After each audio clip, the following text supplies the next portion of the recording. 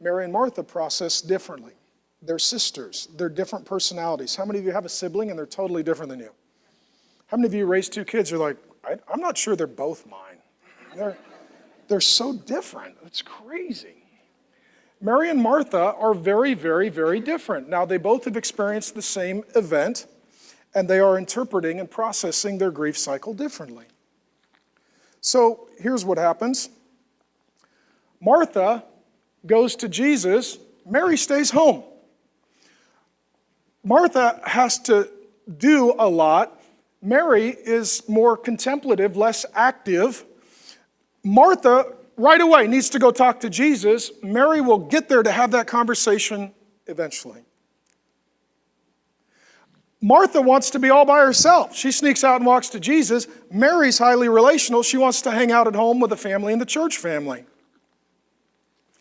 How many of you are more like Martha? You're more rational, more practical, and a doer. You're like, I just need to do something, even if it's wrong. I just can't sit here. I got to go do something. How many of you are more like Mary? You're like, I'm going to sit here, cry, sing some worship songs, pray, journal, paint, and eventually it'll figure itself out. They're both godly. They're both processing their grief. They're just doing so differently. You and I need to be very careful that if we go through some trauma, some suffering, some hardship, that we don't take our journey and turn it into a paint-by-numbers kit that everyone else needs to follow. Step 1, step 2, step 3. Okay?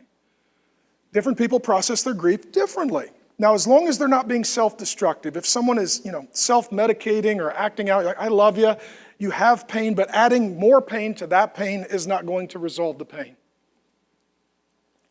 Mary and Martha are different. They process different, but they both end up at Jesus, working it out in relationship with him.